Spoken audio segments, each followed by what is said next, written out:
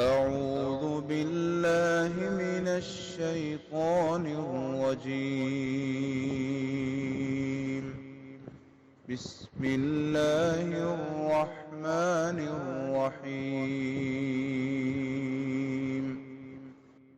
السلام علیکم ورحمۃ اللہ وبرکاتہ۔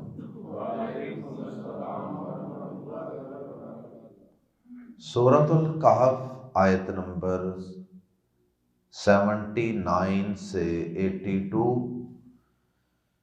ان الحمد للہ والصلاة والسلام علی رسول اللہ اما بعد۔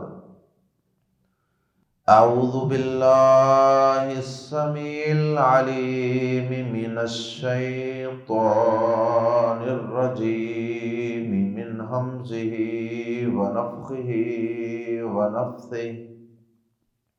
اما السفینۃ فکانت لمساکین یعملون فی البحر فأردت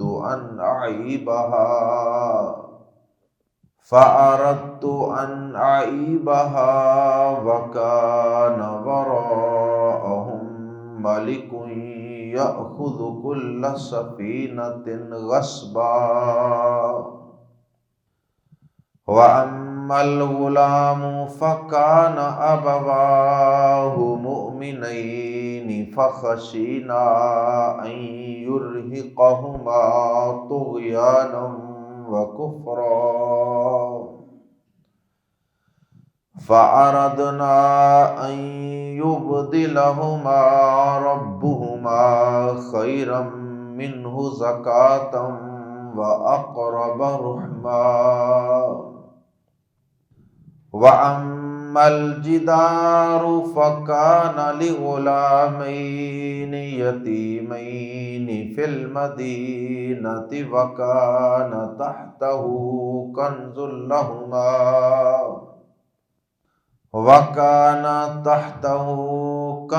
لهما وكان أبوهما صالحا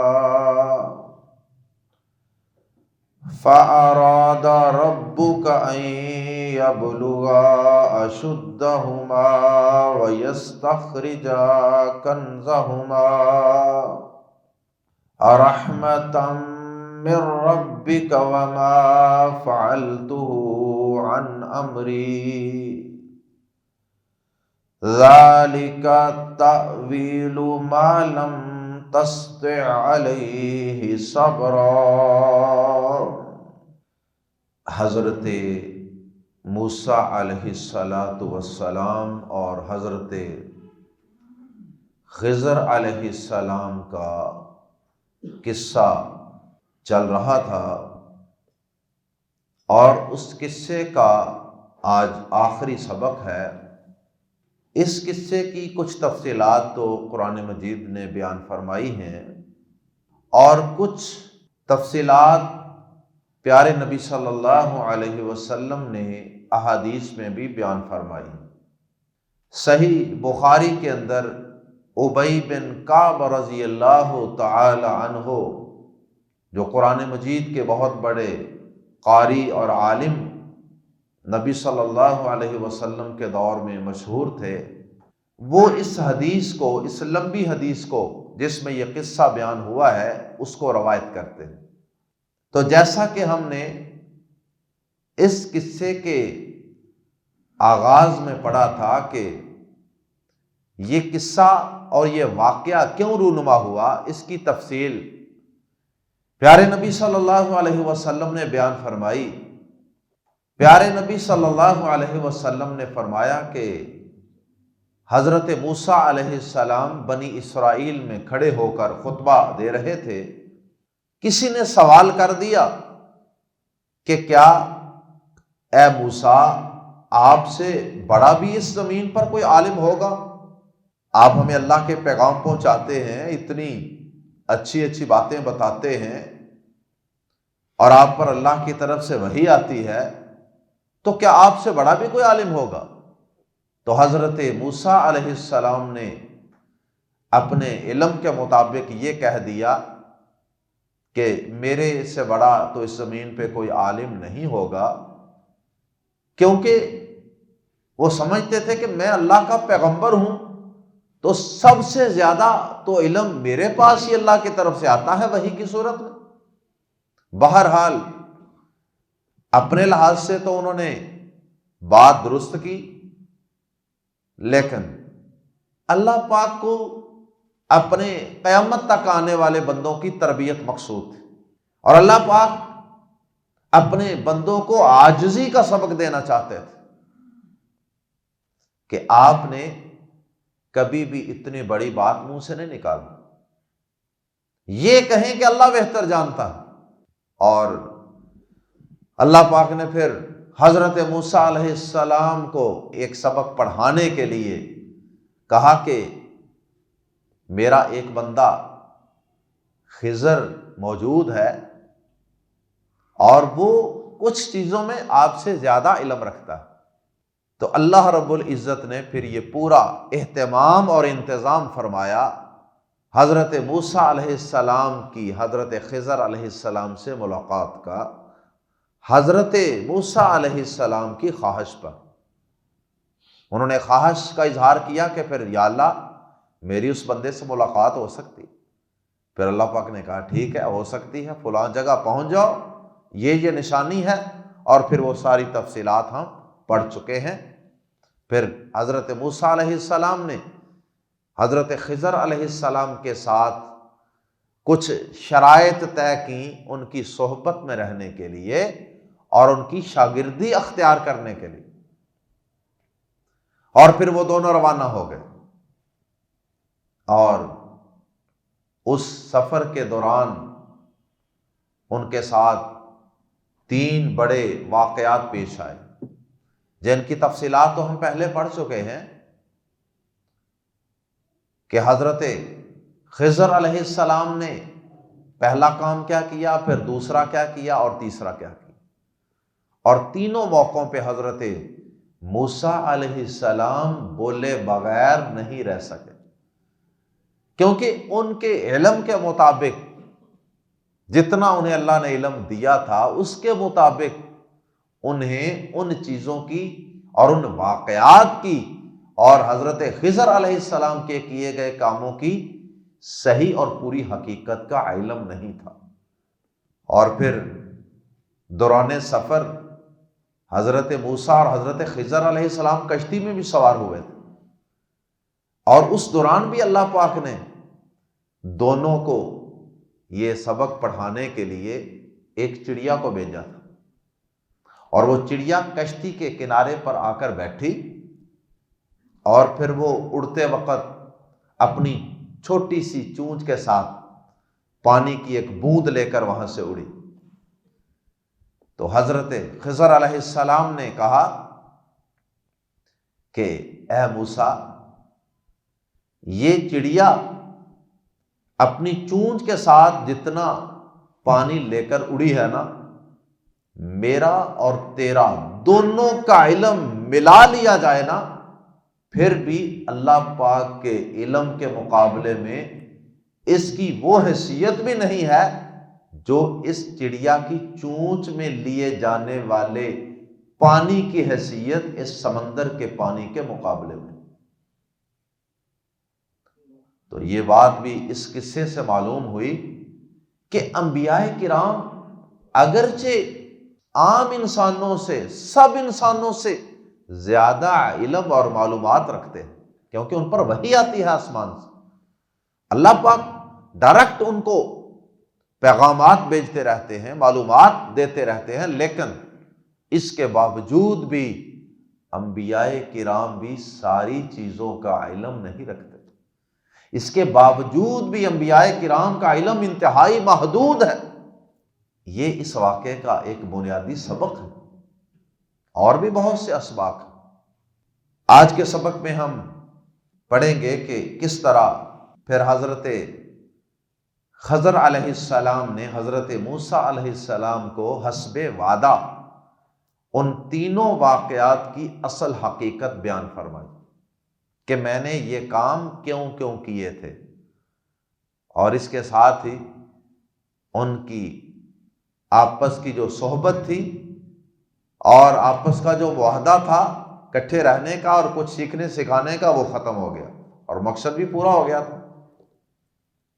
آئیے دیکھتے ہیں کہ وہ 3 کام کیا تھے جن پر موسیٰ علیہ السلام کو علم نہ ہونے کی وجہ سے اعتراض تھا، اور خضر علیہ السلام کو اللہ پاک نے ان کی حقیقت اور ان کا راز بتا رکھا تھا، کیونکہ حضرت خضر علیہ السلام بھی اللہ کے نبی اور پیغمبر تھے۔ آئیے قرآن مجید کے الفاظ میں پڑھتے ہیں۔ اما السفینۃ، اما یہ عموماً کسی واقعے کو، کسی قصے کو بیان کرنے کے لیے استعمال ہوتا ہے۔ اما جہاں تک معاملہ ہے، جہاں تک بات ہے، السفینۃ کشتی کی، اما السفینۃ رہی کشتی، فکانت تو تھی وہ، لی مساکین، لی کے لیے یعنی کی، مساکین چند مسکینوں کی، مسکین کی جمع مساکین، چند مسکینوں کی، یعملون جو کام کرتے تھے، فی البحر سمندر میں، دریا میں، فا تو اردو میں نے چاہا، ان میں نے ارادہ کیا یا میں نے چاہا، ان کے اعیبا میں عیبدار کر دوں، یعیبا وہ عیبدار کر دے، تعیبا تو عیبدار کر دے، عیبا نعیبا ہم عیبدار کر دیں، ان عیبا کہ میں عیبدار کر دوں، داغدار کر دوں،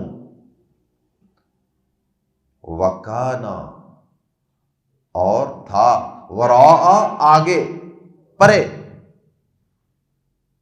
ہم ان کے، وکانا وراءہم اور تھا ان کے پرے، ان کے آگے، یعنی ممکن ہے کہ دریا کی دوسری طرف،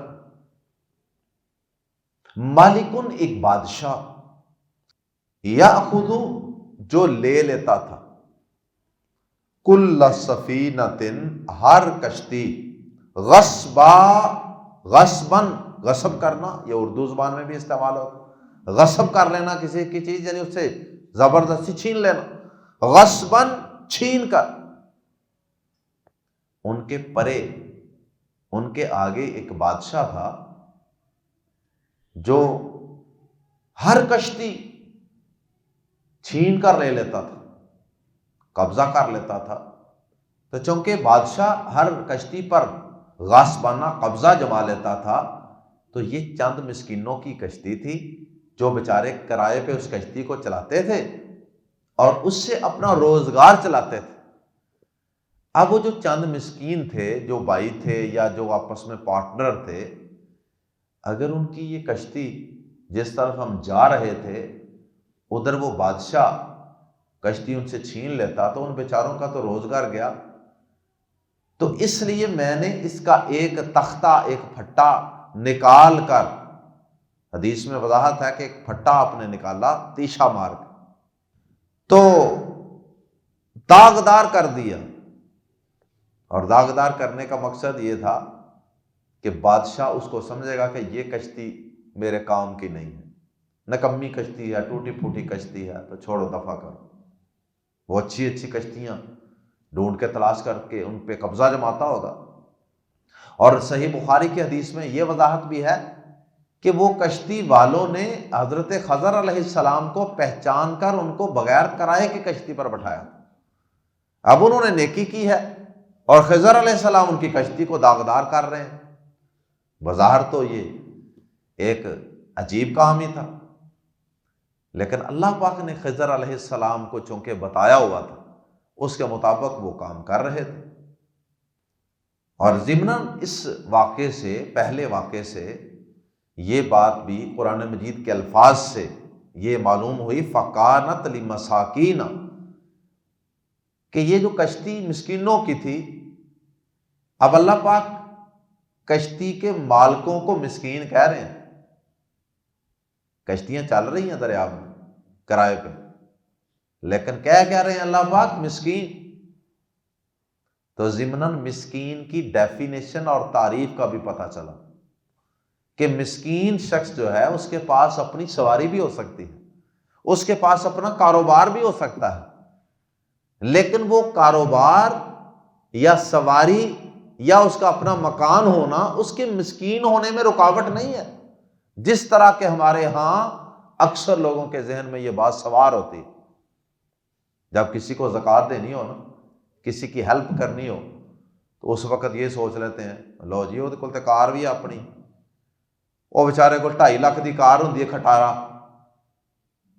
اور جناب وہ تے اپنے مکان چ رہندا جے سے سنیا جہاں اپنا مکان ہوئے، جہی اپنی دکان ہوئے، انہوں نہیں زکوٰۃ لگتی. تو مسکین ہونے میں یہ چیزیں رکاوٹ نہیں ہیں. اب کیا وہ بیچارہ اپنا مکان بیچ دے جس میں رہ رہا، دال روٹی چلانے کے لیے اگر نہیں چل رہی دال روٹی، تو یہ تو نہیں کہ وہ مکان بیچ دے یا وہ اپنی سواری بیچ دے. یہ بنیادی ضروریات ہیں. ہاں کوئی اس نے عیاشی کے لیے کوئی بڑی چیز مہنگی رکھی ہو تو وہ تو بندہ کہہ سکتا ہے کہ یار اس کو بیچ دے ذرا، تو ذرا چھوٹی چیز لے لے. لیکن اگر کوئی مناسب سا مکان ہے، مناسب سی سواری ہے، مناسب سا کاروبار ہے، لیکن اس سے پرافٹ مناسب نہیں آ رہا کہ جس سے اس کے بنیادی اور ضروری اخراجات چل سکیں، اخراجات زیادہ ہیں، منافع کم ہے، تو ایسا شخص مسکین ہے اور اس پر زکوٰۃ لگ سکتی ہے. اللہ اکبر. جیسا کہ صحیح بخاری وغیرہ کے اندر بھی اس کی وضاحت موجود ہے کہ مسکین کیا ہے. دوسرا واقعہ وَأَمَّا الْغُلَامُ، لڑکے کو قتل کرنے والا واقعہ. وَأَمَّا، اور رہی بات الغلام، لڑکے کی. اب دیکھیں نا قصے، 3 قصے بیان ہو رہے ہیں نا، اما اما اما کے لفظ کے ساتھ. رہی بات کشتی والوں کی تو وہ واقعہ یوں ہے، اور جہاں تک تعلق ہے لڑکے کو قتل کرنے کا تو وہ واقعہ یوں ہے. وَأَمَّا الْغُلَامُ، اور رہا لڑکا، فَكَانَ، یعنی جس کو قتل کر دیا تھا موسیٰ علیہ السلام نے، جو نوجوان تھا. غلام کے متعلق ہم نے بتایا تھا کہ یہ بڑی عمر کے جوان لڑکے، میچور پر بھی، بالغ پر بھی بولا جاتا. فَكَانَ، تو تھا، بلکہ تھے، ابوا، یہ اصل میں تھا ابوانی. ابو ہوتا تو صرف باپ، اور ابوانی اب اس میں دو جننے والے، یعنی باپ اور ماں بھی شامل ہو. ابوانی کے آخر سے نون گر گیا، ڈراپ ہو گیا، تو ابوا کے اندر جو واو پر کھڑی زبر ہے نا، وہ تثنیہ کا معنی دے رہی ہے. ابوا والدین، ہو اس کے، مومنین، یہ بھی تثنیہ ہے، مومن. فکان ابواہ مومنین، تو اس کے ماں باپ دونوں مومن تھے. فا، تو، خشینا، ہم ڈرے، ان یرہقا، ہم ڈرے سے مراد یہ بھی ہو سکتا ہے کہ اللہ کے حکم سے اللہ نے ہمیں بتایا تھا اور اس کی وجہ سے ہم ڈرے. ان یرہقا، کہ وہ پھنسا دے گا، وہ مبتلا کر دے گا، ہما، ان دونوں کو، طغیانن، طغیانی سرکشی میں، وکفرا، اور کفر میں. ہمیں اس بات کا خدشہ تھا، اللہ پاک نے بتایا تھا کہ یہ دونوں اس کے والدین مومن ہیں، بڑے نیک متقی صالح ہیں، لیکن یہ لڑکا کل کو ان کے لیے بہت بڑے بڑے مسائل پیدا کرے گا کیونکہ یہ کافر ہے. اور یہ اللہ کے چونکہ علم سے تھا اور اللہ کے کہنے پر تھا، تو اس لیے، اور وہ بالغ لڑکا تھا، تو اللہ کے حکم پر کسی کافر کو قتل کرنا یہ کوئی معیوب بات نہیں. میدان جہاد میں بھی تو کتنے کافروں کو قتل کیا جاتا ہے نا، تو وہ بھی اللہ کے حکم پر کیا جاتا۔ تو اللہ پاک کا یہ حکم تھا کہ اسے قتل کیا جائے، کیونکہ اس نے کل کو اپنے والدین کے لیے، جو بظاہر آج اس پر خوش ہیں کہ ہمیں اللہ نے بیٹا دیا، لیکن یہ بہت بڑا اللہ کا باغی اور سرکش بننے والا ہے، یہ کل کا فرعون ہوگا، اس لیے اسے قتل کر دو اور میرے ان دو ایمان والے بندوں کو کل کو پیش آنے والے فتنوں سے محفوظ کر دو، کہیں یہ اپنے والدین کو بھی اللہ کی بغاوت اور سرکشی کفر پر نہ کھڑا کر دے، ان کو بھی مرتد نہ کر دے۔ والدین اولاد کا تو مجبور بھی ہو جاتی ہے۔ فَأَرَدْنَا، تو ہم نے ارادہ کیا، أَن يُبْدِلَ، کہ بدلے میں دے، ہما ان دونوں کو، اور ربہما ان دونوں کا رب، خیرم منہ، اس سے بہتر، زکاتن، تو ہم نے چاہا کہ ان دونوں کو ان کا رب اس کے بدلے بہتر دے، یعنی بہتر اولاد دے، زکاتن، جو پاکیزگی میں بھی بہتر ہو، وَأَقْرَبَ، اور زیادہ قریب ہو، رحمہ، شفقت میں، شفقت و رحم دلی میں بھی وہ زیادہ قریب ہو، یعنی اپنے والدین کے ساتھ زیادہ شفقت، محبت، پیار، فرما برداری کرنے والی اولاد، اور زکاتن، پاکیزگی، یعنی عقیدے کا پاک، عمل کا پاک، کردار کا پاک، تو اللہ پاک نے یقیناً پھر اس سے بہتر دیا ہوگا نا بعد میں۔ وَأَمَّا الْجِدَارُ، تیسرا اور آخری واقعہ، وَأَمَّا الْجِدَارُ، اور جہاں تک بات ہے دیوار کی، یعنی دیوار سیدھی کرنے کی بات، وہ بھی ہم پڑھ چکے ہیں کہ انہوں نے ضیافت کرنے سے بھی انکار کر دیا، انہوں نے ضیافت کوئی نہیں کی، اور خضر علیہ السلام ان کی مفت میں دیوار سیدھی کر رہے ہیں۔ وَأَمَّا الْجِدَارُ، اور رہ گئی دیوار، اور جہاں تک بات ہے دیوار کی، فَكَانَ، تو تھی وہ، لی غلامینی، دو لڑکوں کی، یا لڑکوں کے لیے، وہ دو لڑکوں کے لیے تھی، یعنی دو لڑکوں کی تھی، یتیمینی، جو دونوں یتیم تھے، فی المدینہ، تھی اس شہر میں۔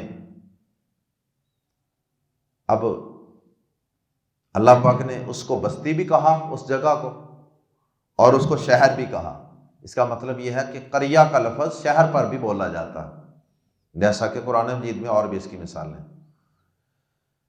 تو یہاں اس کو، اسی بستی کو فی المدینہ شہر کہہ دیا ہے۔ وَكَانَ، شہر میں دو یتیم لڑکوں کی وہ دیوار تھی، وَكَانَ تَحْتَهُ، اور تھا اس کے نیچے، کنزن، ایک خزانہ، یا ترجمہ کر سکتے ہیں ایک بڑا خزانہ، تنوین کی وجہ سے، لہما، ان دونوں کا۔ اب وہ بچے یتیم تھے اور ان کا خزانہ تھا، اور وہ اس دیوار کے نیچے تھا۔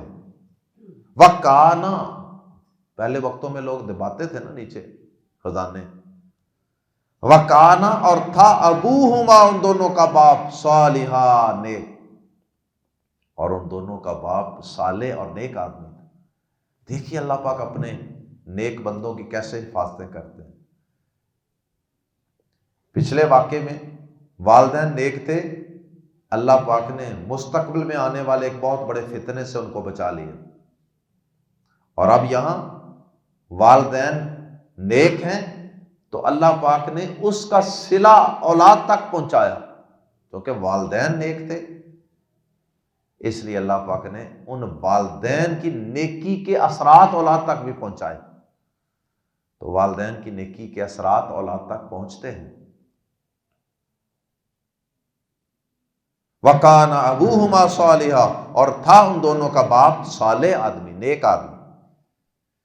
فَأَرَادَ، تو ارادہ کیا، چاہا، ربک، تیرے رب نے، اے موسیٰ علیہ السلام آپ کے رب نے چاہا، أَن يَبْلُغَا، کہ وہ دونوں پہنچ جائیں اشدہ جوانی کو، ہما اپنی،